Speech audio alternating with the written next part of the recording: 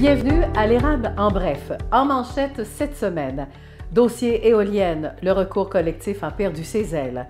Qui dit changement d'heure dit changement de pile. Et une nouvelle bannière à Plessisville, le Frier, bientôt. Et on fraude au nom d'Hydro-Québec. Mesdames, Messieurs, voici vos nouvelles.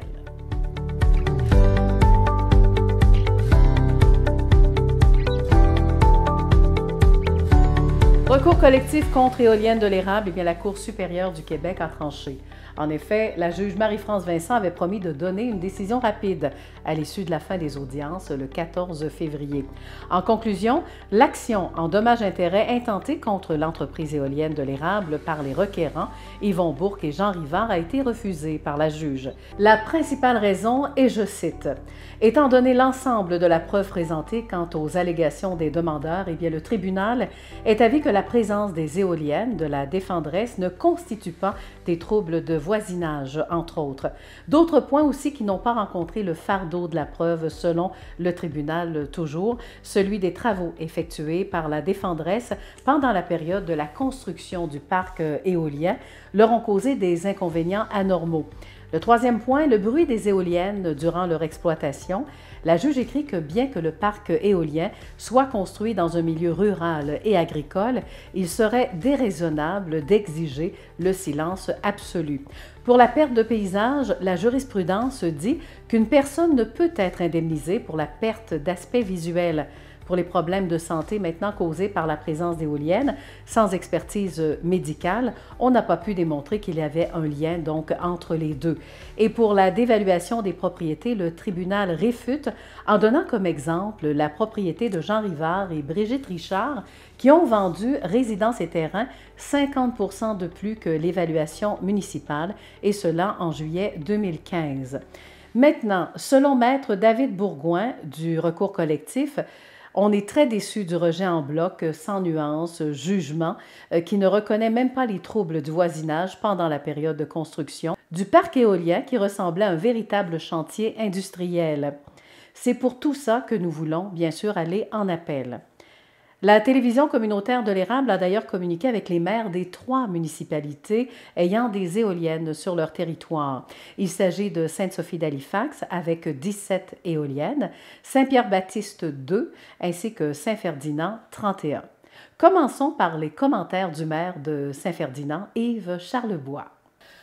Alors aujourd'hui, justement, on parle du fameux dossier des éoliennes. Alors vous savez que la Cour supérieure a quand même statué et là on est à la recherche des commentaires des différents maires qui possèdent des éoliennes sur leur territoire. Alors on parle de Saint-Pierre-Baptiste, de Sainte-Sophie d'Halifax et également de Saint-Ferdinand. Alors aujourd'hui on reçoit Yves Charlebois qui est le maire de Saint-Ferdinand. Bonjour Yves. Oui, bonjour Lydia. Alors comment vous avez vécu cette partie du dossier des éoliennes? Bien, nous, ça a commencé, l'histoire des éoliennes a commencé en 1998, l'année du verglas, à l'hiver du verglas.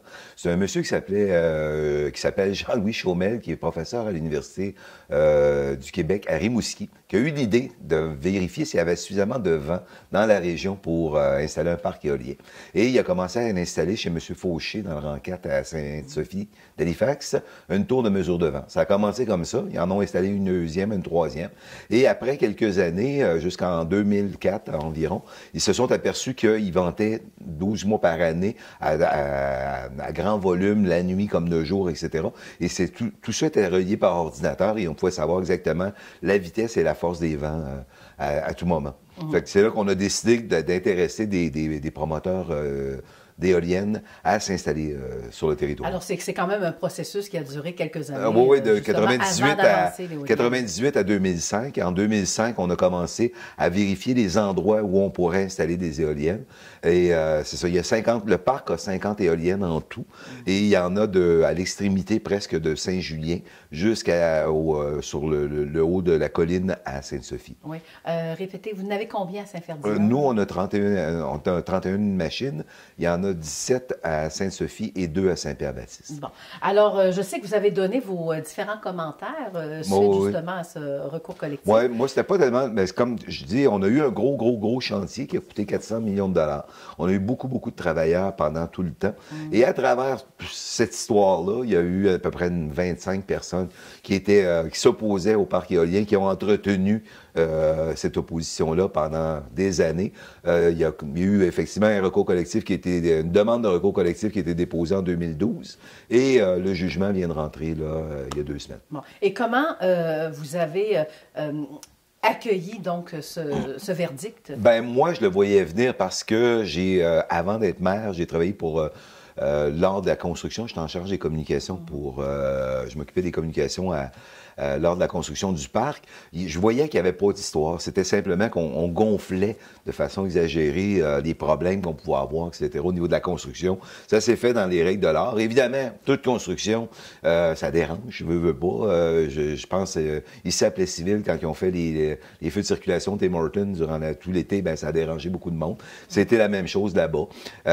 Par la suite, ben c'est sûr que ça a dérangé, mais écoute, c'est une éolienne, c'est 65 bétonnières. Fait que fois 50. Fait qu'il y a 65 bétonnières qui étaient utilisées à chaque fois, plus des armatures d'acier, etc. Il y avait quand même 300-400 ouvriers en même temps sur le chantier. Ça fait que évidemment, il y avait beaucoup de circulation, beaucoup de camions, des bétonnières. C'est sûr que ça dérange, mais ça s'est fait. Puis, et par la suite, une fois que le parc a été complété, on a eu au-delà de près de 8 à 9 millions de dollars d'amélioration du réseau routier en gravier, en asphalte, etc. C'est des choses que nos municipalités n'auraient jamais eu les moyens de s'offrir. Je pense à des ponceaux, ils en ont installé. Ils ne regardaient plus. D'autres, dans une ville, installer un ponceau, c'est 2, 3, 4 000 $. Eux autres, il y en avait plein de camions, puis mettez-en des ponceaux. Ils ont changé presque tous les ponceaux de nos routes rurales. Oui, parce qu'à chaque fois qu'une route se brisait, finalement... On avait des vieux ponceaux qui dataient de 50, 70 ans. Ben, ils ont tous été remplacés aux frais de la maison. Et maintenant, pour une municipalité, ça veut dire quoi, là? C'est quand même... Est-ce qu'on va dire que c'est des gros revenus, en tout cas pour Saint-Ferdinand? Dans mon cas, là, c'est 118 119 000 $ par année de base. Ça, c'est en compensation. Et nous, on a l'avantage qu'on a le poste électrique que vous pouvez voir dans le rang 4. C'est un immense bâtiment qui rapporte entre 10 et 12 000 $ de taxes foncières par année. Et il n'y a aucun service, il n'y a pas d'aqueduc, il n'y a pas d'égout à cet endroit-là. Ils sont complètement autonomes de ce côté-là. Parfait. Vous pouvez nous dire à peu près combien ça peut rapporter? Bien, c'est ça, environ 130 000 $ par année. Voilà, okay. Pour notre municipalité. Ce qui est énorme, si je le mets dans une perspective du 100 $ d'évaluation, c'est à peu près 6-7 sous du 100 $ d'évaluation pour l'ensemble des contribuables. Donc, si j'enlevais le parc éolien là, demain matin, puis je voudrais garder le même niveau de service, je devrais remonter les taxes de 6-7 sous du 100 $ d'évaluation. OK. Donc, ça, c'est l'investissement, c'est ça finalement? C'est parce que vous avez des projets aussi? Oui, non, évidemment, c'est des revenus pour la ville, là, mais c'est ça, c'est ce que je voulais vous dire. Ça, c'est de base. Oui. En plus de ça, la compagnie offre 60 000 $ aux propriétaires qui n'ont pas d'éoliennes chez eux. Ce qui est comme exemple, c'est un cas type, c'est mon cas. On se partage ça, une centaine de propriétaires, c'est environ 500 quelques dollars par année chacun. L'ensemble des propriétaires terriens se partagent aux alentours, ceux qui ont soit des éoliennes, ou un bout de fil qui passe chez eux, ou un droit de passage, ou des choses comme ça, qui ont des droits là, avec la compagnie. Ils se partagent environ pas loin d'1 million de dollars, l'ensemble des propriétaires. Les municipalités comme la nôtre, Saint-Pierre-Baptiste, Saint-Pierre-Baptiste et Sainte-Sophie, on se partage un fonds de visibilité ou je ne sais trop quoi, là, mais pour des loisirs, etc., on se partage 20 000 $. Et au niveau de la MRC, c'est 60 000 $ qu'on se partage à travers les municipalités à chaque année. Voilà. Donc, en guise de conclusion, l'après, maintenant, dossier, on sait que ça va quand même en appel pour le recours collectif. On n'en est pas rendu là, je ne penserais pas. Qui vont peut-être aller en appel, ils ont beau aller en appel, mais écoutez, il y a eu 28 jours d'audience, 45 interrogatoires hors cours avant. Si vous lisez le jugement de 44 pages, c'est assez clair qu'il n'y avait pas, comme je raconte depuis le début, il n'y avait pas d'histoire à ça. Il n'y avait pas de matière à faire un drame humain pendant 10 ans de temps, ce qui est arrivé là, dans ce cas-ci. Oui, puis il y avait les audiences du BAP aussi. Oui, il y a eu les audiences du BAP, il y a eu la télévision nationale a passé dans notre coin, je ne sais pas combien de fois en 10 ans. Eh bien, voilà. Yves Charlebois, merci beaucoup. Merci. Alors, je m'entretiens avec le maire de Saint-Ferdinand, Yves Charlebois. La mairesse de Sainte-Sophie a préféré ne pas commenter. Alors, voici maintenant ce qu'en pense le maire de Saint-Pierre-Baptiste, Donald Lamontagne. Nous l'avons d'ailleurs rencontré dans nos studios. Alors, je reçois Donald Lamontagne, qui est maire de Saint-Pierre-Baptiste. Bonjour. Bonjour. Alors, Monsieur Lamontagne, vous allez m'expliquer, vous, le dossier des éoliennes. Est-ce que ça vous a touché de près? Touché de près, oui puis non, parce que le début de cette histoire-là, c'était l'ex-maire Bertrand Fortier qui s'est occupé du dossier. Puis il y a eu un gros débat parce que des personnes qui étaient pour, des personnes qui étaient contre. Puis pour finir que, pour tenir la paix un peu, on a installé juste 2 éoliennes à Saint-Pierre-Baptiste. Fait que les redevances de ça, bien, c'est sûr qu'elles sont moins fortes que les paroisses voisines parce qu'on n'a pas tant.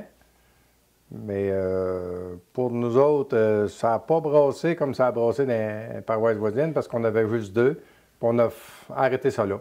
Bon. Alors, dans ce cas-là, vous avez écouté ce que la population vous demandait. Oui, en partie, c'est ça. OK. Oui. Mais il faut mentionner que c'était M. Bertrand Fortier, c'est ça, c'est Bertrand ancien Fortier maire, qui a était pris là. la décision. Oui. Cette décision-là a ça. été prise par M. Fortier. C'est ça. Alors, vous avez fait comme le suivi. On a fait un suivi de ça, oui. Parfait. Est-ce que c'est rentable? C'est rentable. Nous autres, ça aurait pu être rentable, mais on a juste 2. Fait qu'on a des redevances pour 2 éoliennes qui varient tout de bien entre 6 et 5 000 par année.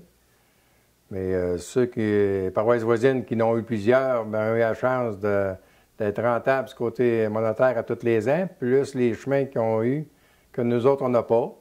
Puis moi, ce que je trouve dans ça, qu'aujourd'hui, avec un peu de recul, ça serait à refaire. Peut-être qu'on aurait pu dire on installe plus que ça, parce que quand on sort de Saint-Baptiste, on les voit tout. Exactement, c'est ça. Fait qu'on les voit tout parce qu'on avait peur de les voir, mais on les voit tout, mais on n'en a pas. OK. Donc, peut-être refaire une demande, je ne sais pas. Est-ce que c'est possible? Je pense que le dossier est fermé. Justice a été rendue là-dessus, puis on va dépenser notre énergie ailleurs, puis on ne reviendra pas sur ce dossier-là, je ne penserai pas. D'accord. Même faire d'autres demandes pour rajouter d'autres éoliennes à Saint-Pierre-Baptiste, par exemple. exemple. Oui, mais je pense que quand ça s'est décidé pour les 2, il n'y a pas eu une entente peut-être officielle, mais qu'on ne reviendra pas là-dessus. Parfait. Bien, merci beaucoup de nous avoir donné votre point de vue. Ça m'a fait plaisir. Alors, c'était le maire de Saint-Pierre-Baptiste, Donald Lamontagne. Veuillez prendre note maintenant que les dépenses des demandeurs dans le recours collectif contre éoliennes de l'érable, selon le Fonds d'aide aux actions collectives du Palais de justice de Montréal, les honoraires des avocats des demandeurs, on parle d'un montant de 52 000 $, les déboursés, 19 491 $ et 13 sous, pour les frais d'expertise, 93 123 et 31 sous pour un total finalement de 164 614 $ et 44 sous. À noter que dans ce montant, cela ne comprend pas les frais de compagnie ni les coûts non plus du ministère de la Justice, juge, greffe, sécurité, cour d'appel, entre autres. Eh bien, actuellement, fraude au nom d'Hydro-Québec. En effet, des fraudeurs essaient de profiter de l'annonce d'Hydro-Québec mentionnant que les abonnés recevront un crédit en lien avec l'adoption du projet de loi 34 émis par le gouvernement du Québec au mois de décembre dernier. Hydro-Québec recommande à la population d'être très vigilante, surtout si vous recevez des messages associés en son nom. Toujours selon le site officiel d'Hydro-Québec, la compagnie vous demande de ne pas cliquer sur les hyperliens qu'ils contiennent, car cela peut vous mener à un faux site web aux couleurs d'Hydro-Québec, c'est très ressemblant, ou encore faire un site de virement Interac. Dans tous les cas, ces messages en question sont frauduleux. Notons que Hydro-Québec octroiera une remise accélérée de 537 millions de $ suite à l'adoption du projet de loi 34 du gouvernement, et cela ne se fera pas par virement Interac, ne soyez pas inquiets, ni non plus par carte de crédit. Alors, le montant crédité sera d'ailleurs appliqué à votre facture d'ici le mois d'avril. Par contre, toute personne qui aurait cliqué sur un hyperlien, et surtout si vous avez donné des renseignements confidentiels, il est important donc de communiquer avec votre institution financière pour faire fermer votre compte et aussi de souligner la fraude aux services policiers municipaux de votre région ou encore à la Sûreté du Québec. Et enfin, une nouvelle bannière et un nouveau restaurant déjeuner s'installent à Plessisville. Les Plessisvillois ainsi que toute la région de la MRC de l'Érable et bien davantage pourront maintenant faire un arrêt au 980 avenue Saint-Louis, donc à Plessisville, pour prendre un bon déjeuner. C'est le 5 mars dernier que la télévision communautaire de l'Érable a appris cette nouvelle lors d'une conférence de presse très bien animée par Yvan Carrier, un des propriétaires franchisés de la 34e succursale de Lefrier. Samuel Carrier, son fils, John Giannopoulos et Isabelle Henry complètent d'ailleurs l'équipe. Le président de Lefrier, Pedro Medina, a mentionné que la bannière possède un chiffre d'affaires de 40 millions de dollars. On retrouve Lefrier surtout dans la région de Montréal, Trois-Rivières, Québec et dès le 27 avril prochain du côté de Plessisville. Voici un extrait de l'entrevue.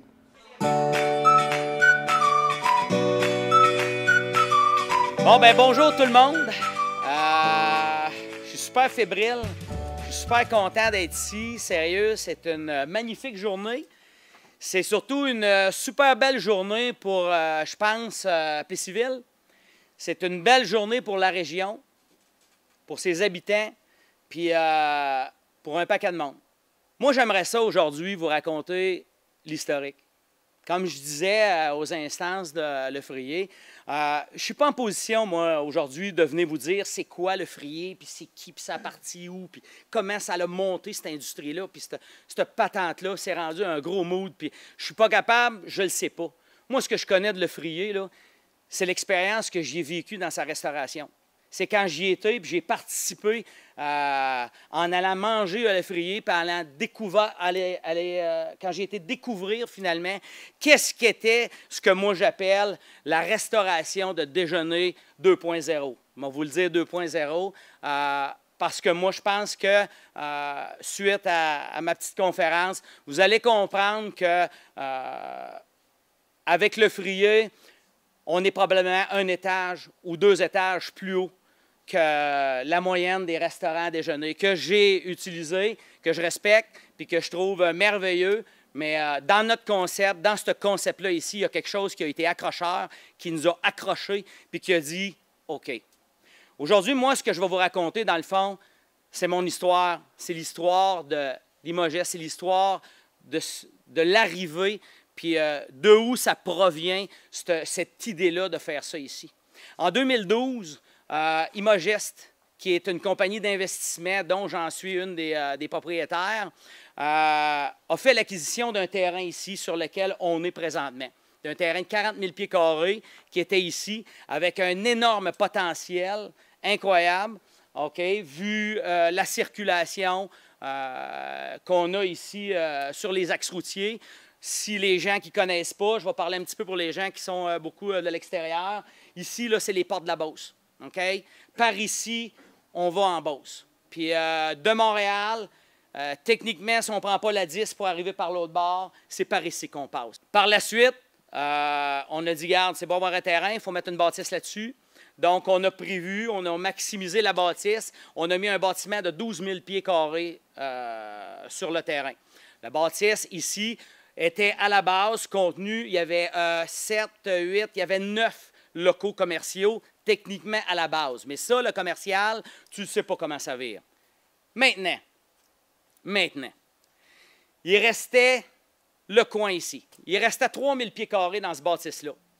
Puis là, moi vous dire, il a fallu que je m'arme de patience. Puis tout le monde connaît ma patience légendaire. Fait qu'il a fallu que je m'arme de patience parce qu'on a eu certaines offres, mais on avait une idée un petit peu de ce qu'on voulait.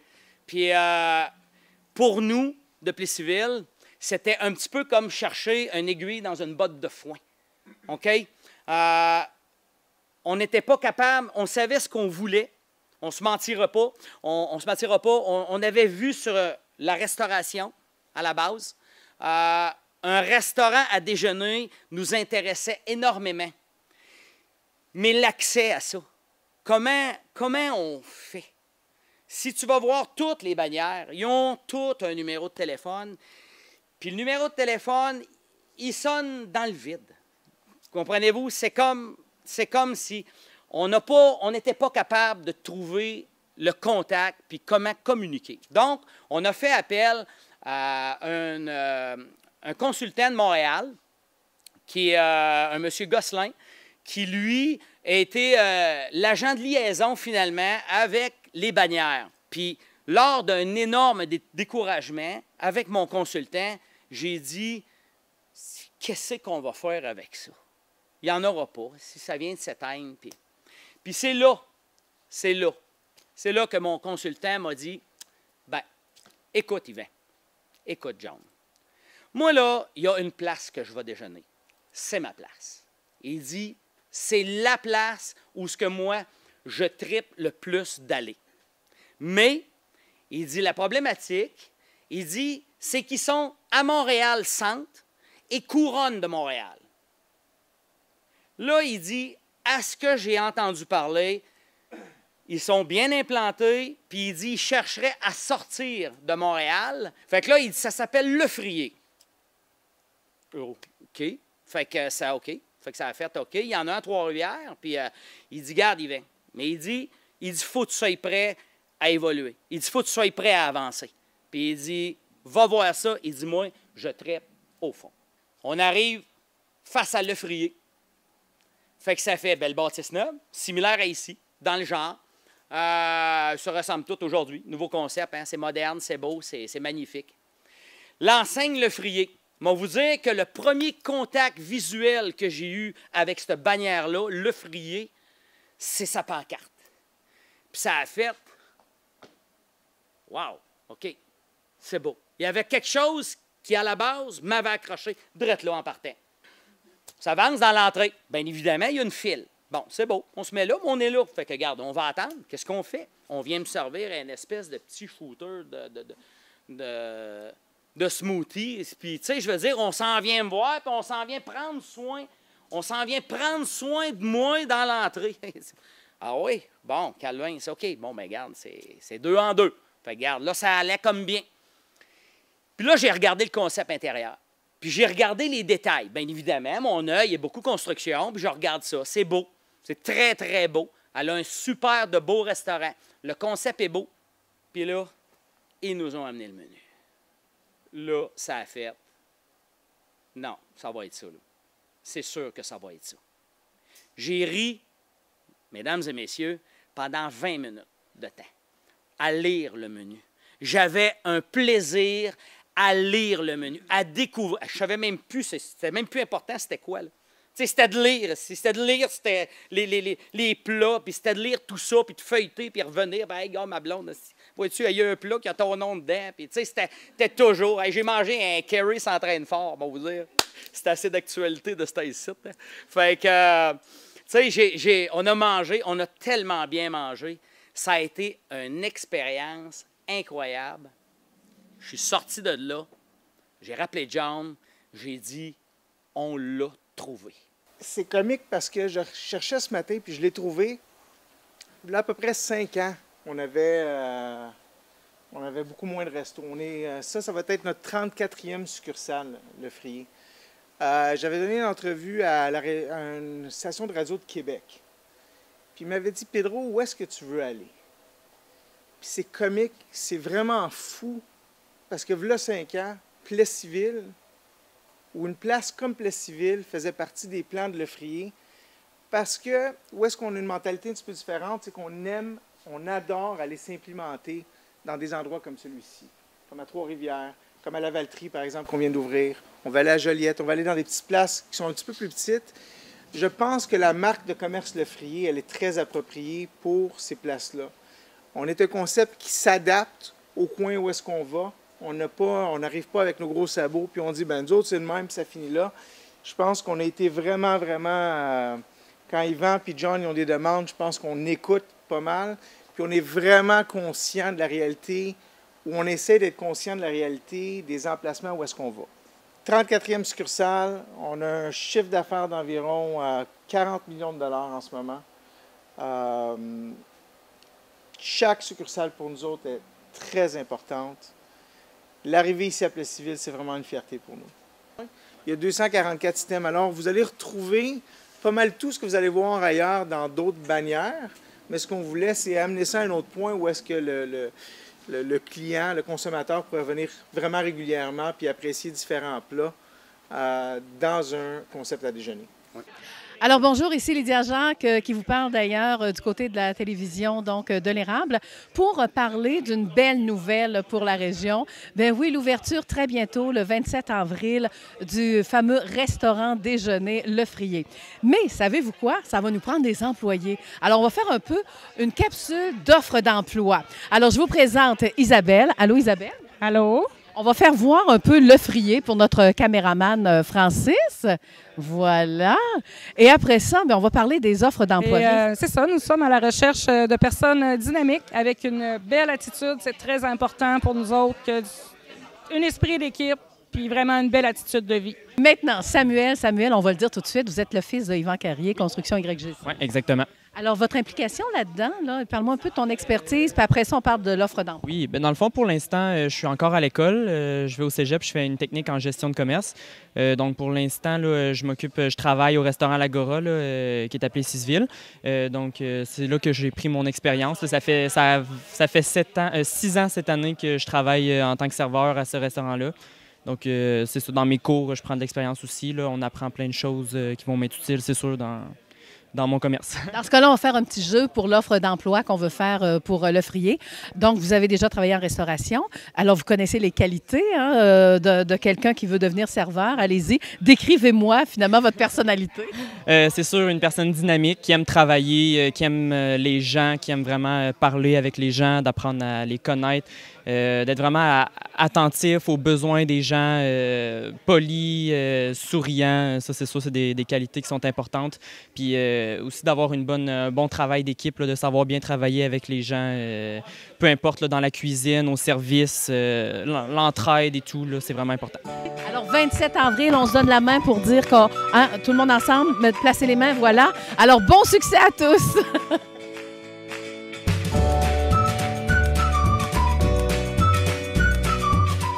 Soulignons que c'est un investissement de 600 000 $ en équipement et ameublement, ainsi que la création de 25 emplois. Si vous êtes intéressé à travailler à Le Frier, consultez la page du restaurant sur le web ou encore sur Facebook. Et voilà, cela complète votre bulletin d'actualité locale et régionale. Ici Lydia Jacques pour la télévision communautaire de l'Érable.